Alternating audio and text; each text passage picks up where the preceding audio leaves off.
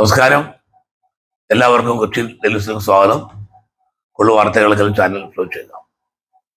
കേരളത്തിലെ കോൺഗ്രസ് പ്രസ്ഥാനം നയിക്കുന്നത് ഒരു പറ്റം ക്രിമിനൽ സ്വഭാവത്തിലുള്ള ആളുകളാണ്. കേരളത്തിലെ ഈ സംഘടന ഒരു കാലത്ത് ജനറൽ കോൺഗ്രസിന്റെ ഏറ്റവും നല്ല നേതാക്കന്മാരെ സംഭാവന ചെയ്ത ഒരു സംസ്ഥാനം വരുന്നത് കേരളം.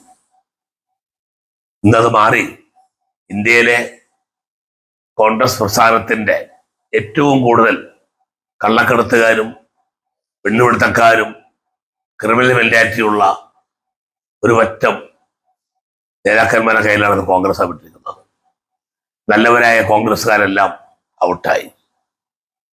അതുതന്നെയാണ് KC വേണുഗോപാല് AICC ജനറൽ സെക്രട്ടറിക്ക് ശേഷം അഖിലേന്ത്യാ കോൺഗ്രസിന്റെ അഖില നേതാക്കന്മാരായിരുന്ന മനീഷ് തിവാരിയും ഗുലാം നബി ആസാദും കമൽ സിബലും കമൽനാഥ് ഉൾപ്പെടെയുള്ള ദിഗ്വിജയ് സിംഗ് ഉൾപ്പെടെയുള്ള നേതാക്കളെല്ലാം ആ പ്രസ്ഥാനമായിട്ട് അകന്നുപോയി.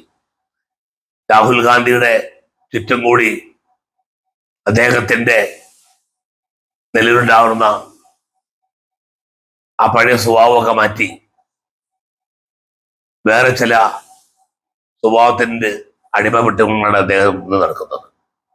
അദ്ദേഹത്തെ കോർത്തെത്തിച്ചത് ഈ KC വേണുഗോപാലാണ്.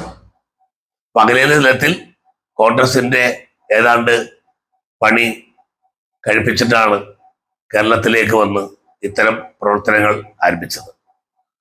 അതിന് അദ്ദേഹം കൂട്ടുപിടിച്ചത് VD സതീശനായിരുന്നു. VD സതീശൻ കൂട്ടുപിടിച്ചത് ഷാഫി പറമ്പിലിനെയും രാഹുൽ മാങ്കുട്ടത്തിനെയായിരുന്നു. ശരിക്കും പറഞ്ഞ ഈ കോൺഗ്രസിലെ അന്തകന്മാർ ആയിട്ടുള്ളത് ഈ 4 പേരാണ്. പിന്നീട് ഒരുപാട് പേരിലേക്ക് വ്യാപിച്ചു.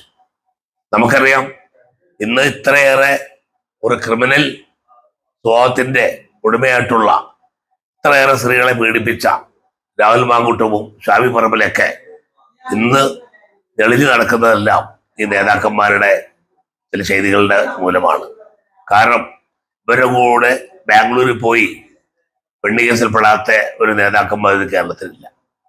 അപൂർവം ചില നേതാക്കന്മാർ മാത്രമാണ് ഇന്നും ആ സംഘടനയുടെ പെരുമയും പേരും ഉയർത്തിപ്പിടിച്ച് നടക്കുന്നത്. അതുകൊണ്ട് തന്നെയാണ് കോൺഗ്രസിൽ കുറച്ച് ആൾക്കാരിൽ നിന്ന് അവശേഷിക്കുന്നത്. അപ്പൊ നമുക്കറിയാം, ഇവർ ചെയ്യുന്ന ചെയ്തികളെ ചോദ്യം ചെയ്ത് കഴിഞ്ഞാൽ ഇവര് സൈബർ പോരാളികളെ കൊണ്ട് അല്ലെങ്കിൽ സൈബർ ഗുണ്ടകളെ കൊണ്ട് അത്തരം സ്ത്രീ ആയാലും പുരുഷനായാലും അവരെ ആക്രമിച്ച് കീഴ്പ്പെടുത്തിക്കൊണ്ട് അവരെ പരിധിയിൽ കൊണ്ടുവരുന്ന അവസ്ഥയാണുള്ളത്. അത് തന്നെയാണ് അടൂർ പ്രകാശനും സണ്ണി ജോസഫ് ഉൾപ്പെടെയുള്ള നേതാക്കന്മാർ, അതുപോലെ നമ്മുടെ സുധാകരൻ ഉൾപ്പെടെയുള്ള നേതാക്കന്മാർ ഇവരെ തള്ളിപ്പറയാൻ പഠിക്കുന്നത്. കാരണം തള്ളി പറഞ്ഞു കഴിഞ്ഞാൽ ഇവരുടെ പല വാർത്തകളും പല രഹസ്യങ്ങളും അവർ പുറത്തുപടി വന്ന ഭയപ്പാട് അവർക്കുണ്ട്. അതുകൊണ്ട് തന്നെയാണ് ഈ സാഹചര്യത്തിൽ പോലും ഇത്തരം ഗുണ്ടാ മാഫിയ കോൺഗ്രസ് നേതാക്കന്മാർ ന്യായീകരിക്കുന്നതും തള്ളിപ്പറയാത്തതും.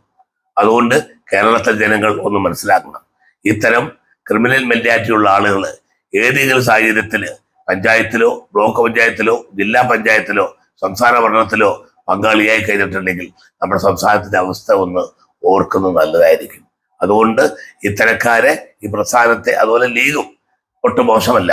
ലീഗിന്റെ അകത്തും ഇത്തരം ചില ക്രിമിനൽ മെന്റാലിറ്റിയുള്ള കള്ളക്കടത്തുകാരും പെണ്ണുപിടുത്തക്കാരുടെയും ഒരു പ്രസ്ഥാനമായി ലീഗ് മാറിക്കഴിഞ്ഞു. അപ്പൊ അതുകൊണ്ട് ഇത്തരം പ്രസ്ഥാനങ്ങളെ മാറ്റി നിർത്തിക്കൊണ്ട് കേരളത്തിന്റെ പെരുമയും സംസ്കാരവും പുരോഗമനപരമായിട്ടുള്ള കാര്യങ്ങളിൽ അധിഷ്ഠിതമായി പ്രവർത്തിക്കുന്ന, അല്ലെങ്കിൽ അതിനുവേണ്ടി പ്രവർത്തിക്കുന്ന, നിലകൊള്ളുന്ന ഇടതുപക്ഷ ജനാധിപത്യ മുന്നണി പ്രസ്ഥാനത്തിന്റെ പിന്നിൽ കേരളീയ സമൂഹം അണിനിരക്കണമെന്ന് മാത്രം പറഞ്ഞുകൊണ്ടും ഇത്തരം ഗുണ്ടകളെയും ക്രിമിനൽസുകളെയും കേരളത്തിന്റെ പൊതുധാരയിൽ നിന്ന് മാറ്റി നിർത്താൻ ആവശ്യമായ നടപടി സ്വീകരിക്കണമെന്ന് മാത്രം പറഞ്ഞുകൊണ്ടും ഈ വാർത്ത ഇവിടെ അവസാനിപ്പിക്കുന്നു. നിങ്ങൾക്ക് നമസ്കാരം.